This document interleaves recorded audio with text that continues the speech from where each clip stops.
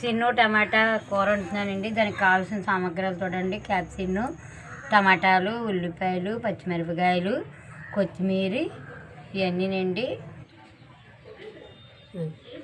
చూడండి పొయ్యి మీద పాన్ పెట్టి పాన్లోని నూనె కాగిందండి. పచ్చిమిరపకాయ వేసానండి. కొంచెం వేగాలండి.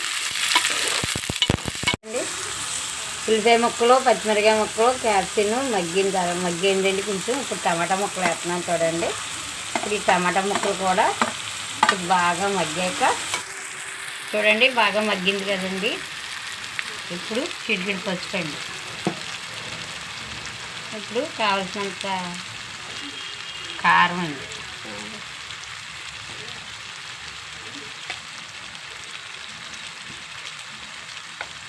అట్లా వస్తున్నాను చూడండి.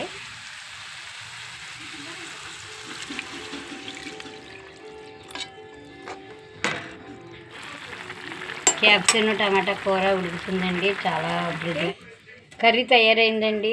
క్యాప్సిన్ టమాటా కూర చాలా చాలా బాగుంటుందండి. చాలా రుచిగా ఉంటుందండి. చూడండి, మంచి స్మెల్ వస్తుంది. ఫ్లేవర్ భలే ఉంటుందండి. తినండి, మనకి హెల్త్కి కూడా మంచిదండి, బాగుంటుందండి.